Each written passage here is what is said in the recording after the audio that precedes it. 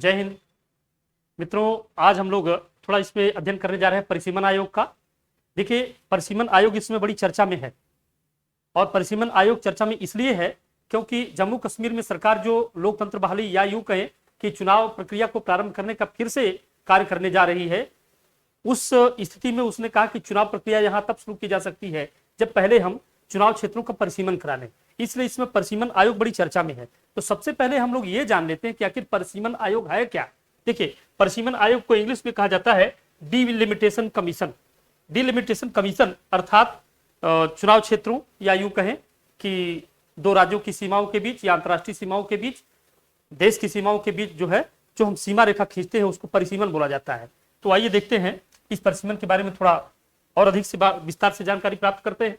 देखिए, परिसीमन का गठन परिसीमन आयोग का हमारे देश में परिसीमन आयोग 1952 में गठित किया गया था और परिसीमन आयोग जो 1952 में गठित हुआ, इसको सामान्य तौर पर हम कह सकते हैं ये इसमें भारतीय सीमा आयोग भी इसे कहा जा सकता है। परिसीमन आयोग को भारतीय सीमा आयोग भी कहा जा सकता है और साथ ही साथ इसमें देखिए, इसका सामान्य अर्थ होता है सीमाओं का रेखा चित्रण करना। सीमाओं का रेखा चित्रण करना, ये सीमाएं अंतर्राष्ट्रीय हो सकती हैं, ये सीमाएं दो राज्यों के बीच हो सकती हैं और ये सीमाएं दो संसदीय या विधानसभाओं के बीच में भी हो सकती हैं। यानी हम कह सकते हैं ये सीमाएं अंतर्राष्ट्रीय और घरेलू किसी भी स्तर पर खींची जा सकती हैं। इसीलिए इसे भारतीय सीमा आयोग कहा गया है। 1952 में इसका जो है सरकार ने जो है एक संकल्प द्वारा 1952 में इसका गठन किया और ये जान लीजिए कि अधिकांश इसका प्रयोग वैसे तो दो राज्यों के बीच, वैसे दो चुनाव क्षेत्रों के बीच, वैसे तो अंतर्राष्ट्रीय सीमा के बीच जो है इसका काम पड़ता है, यानी परिसीमन का कार्य किया जाता है। लेकिन सामान्यतया जो इसका कार्य किया जाता है अधिक से अधिक, वह लोकसभा या विधानसभा के चुनाव क्षेत्रों के सीटों के आवंटन के लिए जो चुनाव क्षेत्रों का जो परिसीमन कराया जाता है, वास्तव में सामान्य अर्थ में इसका वही प्रयोग होता है।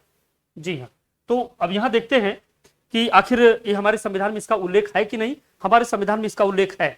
हमारे संविधान में अनुच्छेद 82 के में जो है इसके तहत ये कहा गया कि लोकसभा या विधानसभाओं के क्षेत्र निर्धारण हेतु प्रति 10 वर्ष बाद राष्ट्रपति महोदय परिसीमन आयोग की नियुक्ति कर सकते हैं या परिसीमन आयोग का गठन कर सकते हैं। यानी हमारे संविधान के अनुच्छेद 82 के अनुसार प्रति 10 वर्ष बाद परिसीमन आयोग के गठन का प्रावधान है। अब ये बात अलग है कि वो प्रति 10 वर्ष बाद जो है वो गठित किया जाए या न गठित किया जाए, लेकिन अनुच्छेद 82 इस बात को बयां करता है।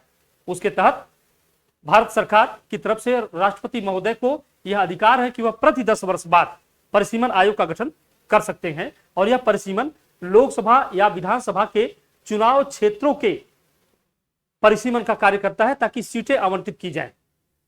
क्यों? क्योंकि प्रति 10 वर्ष बाद देश की जनसंख्या या जिलों की, गांवों की, राष्ट्र की जनसंख्या बढ़ जाती है। तो जनसंख्या जब बढ़ जाती है तो कितने जनसंख्या पर एक लोकसभा या कितनी जनसंख्या पर एक विधानसभा सीट तय की जाए, ये आवश्यक होता है।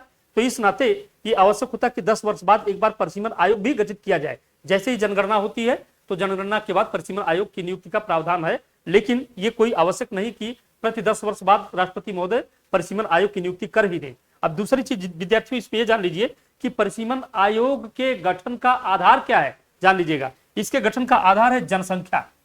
ठीक, परिसीमन आयोग के गठन का आधार जनसंख्या है, यानी कितने जनसंख्या पर एक विधानसभा या एक लोकसभा प्रतिनिधि को लिया जाए। वैसे अमूमन 10 लाख की जनसंख्या पर एक लोकसभा प्रतिनिधि होता है, इससे ज्यादा भी हो सकते हैं, विधानसभा का इससे कम ही होता है। तो जो विधानसभा में सीटों का आवंटन होता है विधानसभा क्षेत्रों के अनुसार सीटों का, और जो लोकसभा में उसके चुनाव क्षेत्रों के आधार पर सीटों का आवंटन होता है, इनका प्रति 10 वर्ष बाद, क्योंकि जनसंख्या 10 साल पर जनगणना कराई जाती है अपने देश में, और जनगणना में जो है निश्चित है कि कुछ न कुछ संख्या बढ़ जाती है जनता की। अगर संख्या कहीं अधिक बढ़ गई तो उस आधार पर उस चुनाव क्षेत्र का परिसीमन करा दिया जाता है और परिसीमन के आधार पर चुनाव क्षेत्र जो है वो तय किया जाता है कि अब से यह चुनाव क्षेत्र कहां से कहां तक होगा, उसको कम किया जाए उस चुनाव क्षेत्र को, या उस चुनाव क्षेत्र को बड़ा किया जाए, या अधिक जनसंख्या हो जाने के नाते एक ही कॉन्स्टिट्यूशन यानी एक ही चुनाव निर्वाचन क्षेत्र में, एक ही चुनाव क्षेत्र में 2 निर्वाचन क्षेत्र बना दिए जाए या 2 को जोड़ करके 1 बना दिया जाए, जनसंख्या घट गई या बढ़ गई, क्योंकि जनसंख्या ही परिसीमन आयोग का आधार होता है। इस नाते जैसे प्रति 10 वर्ष बाद जनगणना कराई जाती है, जनगणना आयोग का गठन होता है, उसी तरह से प्रति 10 वर्ष बाद हमारे देश की सरकार को यानी राष्ट्रपति महोदय को यह अधिकार है कि अनुच्छेद 82 के तहत जनगणना के करा दिए जाने के बाद परिसीमन आयोग की भी नियुक्ति करे, ये उनको अधिकार दिया गया है। लेकिन ये जान लीजिए वास्तव में इसकी प्रकृति क्या है। परिसीमन आयोग की प्रकृति संवैधानिक नहीं है, यानी परिसीमन आयोग संविधान में नहीं दिया गया है, बल्कि 1952 में, जैसा कि मैंने शुरुआत में ही बता दिया, 1952 में सरकार ने एक संकल्प के द्वारा परिसीमन आयोग का गठन किया, एक संकल्प के द्वारा। इसी नाते इसकी प्रकृति क्या है, यह एक संविधानेतर संस्था है या गैर संवैधानिक संस्था कह सकते हैं आप इसको। संविधानेतर या गैर संवैधानिक का मतलब जिसका उल्लेख संविधान में न किया गया हो वह गैर संवैधानिक या संविधानेतर संस्था कही जाती है। और उसको वैधानिक संस्था, कानूनी संस्था कह सकते हैं, क्योंकि इसका एक संकल्प के द्वारा संसद से इसको पारित करके अस्तित्व में लाया गया। तो 1952 में भारत सरकार ने परिसीमन आयोग का गठन किया और उसका आधार जनसंख्या दिया, जनसंख्या आधार पर इसकी नियुक्ति की जाएगी। उसको यह भी दिया कि प्रति 10 वर्ष बाद इसकी नियुक्ति अनुच्छेद 82 के तहत की जा सकती है। तो यहाँ पे किया गया। अच्छा, ये जान लीजिए परिसीमन आयोग का प्रभाव क्या पड़ता है। यदि मान लीजिए कि देश की जनगणना हो गई और परिसीमन आयोग नियुक्त हो गया 10 वर्ष बाद और परिसीमन उसकी हो गई, तो उसका क्या प्रभाव पड़ता है उस कॉन्स्टिट्यूएंसी पे, उस निर्वाचन क्षेत्र पर, उस चुनाव क्षेत्र पर क्या प्रभाव पड़ता है। जान लीजिए निर्वाचन क्षेत्र या प्रतिनिधियों पर कोई विशेष प्रभाव तो नहीं पड़ता, लेकिन हाँ प्रभाव जरूर पड़ता है किस पर, उस निर्वाचन क्षेत्र में SC ST की जो सीटें निर्धारित की जाती हैं उस पर प्रभाव पड़ता है।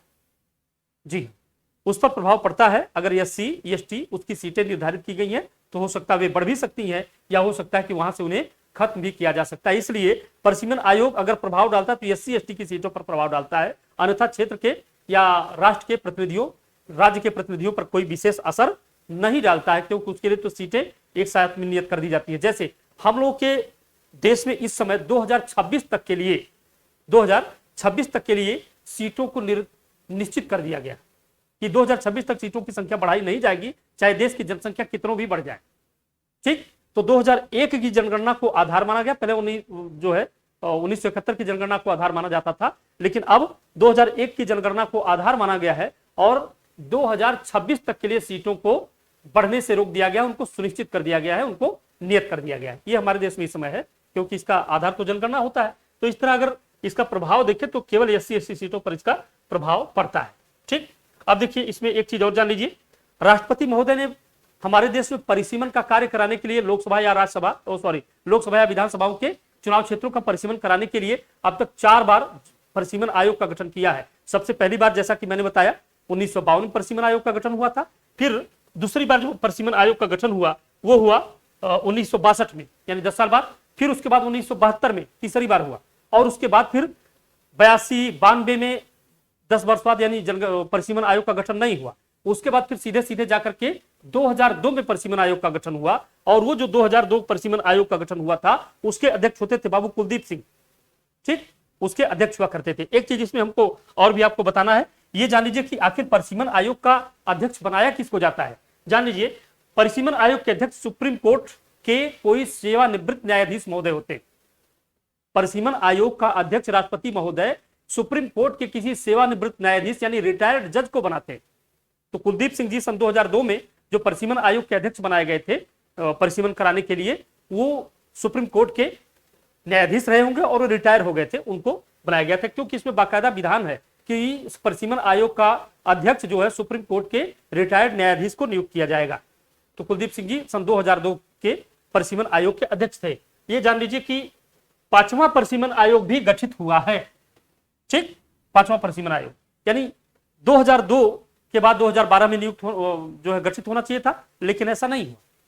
क्यों? क्योंकि मैंने पहले ही आपको बता दिया अनुच्छेद 82 के तहत परिसीमन आयोग का गठन किया तो जा सकता है प्रति 10 वर्ष बाद, लेकिन ये कोई जरूरी नहीं कि हर 10 वर्ष बाद परिसीमन आयोग का गठन किया ही जाए। यद्यपि ये नियम है कि 10 वर्ष बाद उसका किया जाना चाहिए, बट इसको बाध्यकारी नहीं बनाया गया है। तो देखिए 2002 के बाद फिर 2012 में परिसीमन आयोग का गठन नहीं हुआ। ठीक, 5वीं बार परिसीमन आयोग का गठन हुआ और वह हुआ 2020 में। और 2020 में जो परिसीमन आयोग का गठन हुआ वह वास्तव में पूर्वोत्तर के 4 राज्यों और इधर जम्मू कश्मीर के परिसीमन के लिए और पूर्वोत्तर के 4 राज्यों के परिसीमन के लिए, चुनाव क्षेत्रों के परिसीमन के लिए जो है इसका गठन फिर से 2020 में राष्ट्रपति महोदय ने किया है। और इसके अध्यक्ष सुप्रीम कोर्ट के पूर्व जज ये है मैडम रंजना प्रकाश देसाई। ध्यान दीजिएगा, ये आपके करंट की भी चीज है और क्योंकि ये परिसीमन आयोग बहुत चर्चा में है इसलिए यहाँ ये आपकी जानकारी की भी चीज है, क्योंकि यहाँ सुप्रीम कोर्ट ने जो है, सुप्रीम कोर्ट के जो रिटायर्ड जज हैं, ये कौन है, इनका नाम है रंजना प्रकाश देसाई। ये रिटायर्ड न्यायाधीश रही हैं सुप्रीम कोर्ट की, और ये इसमें 5वें जनगणना 5वें परिसीमन आयोग की अध्यक्षा है।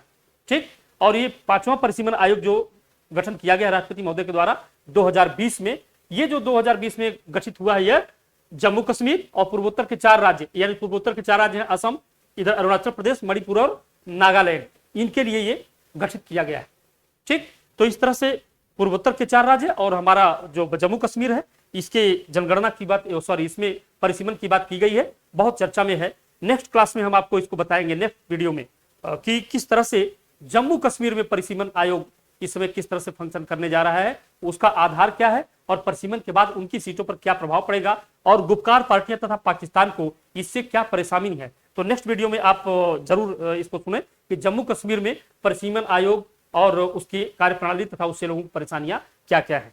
इसमें इतना ही, आप इतना जान लें कि हमारे कुछ ये क्लासेज जो हैं, हमारा जीएस का फुल बैच, साथ ही साथ मैथ, रीजनिंग, इंग्लिश, हिंदी तथा जीएस का संपूर्ण बैच आपको हमारे Telegram channel the scholar live पर आपको प्राप्त हो सकता है। यदि आप ये बैच प्राप्त करना चाहते हैं तो टेलीग्राम चैनल पर जाकर द स्कॉलर लाइव पे पहुंच करके आप वहां से हमें एसएमएस कर सकते हैं, मैसेज भेज सकते हैं, और उसे प्राप्त करके इससे फुल लाभ आप ले सकते हैं। आप अपने परीक्षा की कायदे से तैयारी कर सकते हैं। इसमें इतना ही। धन्यवाद छात्रों, जय हिंद।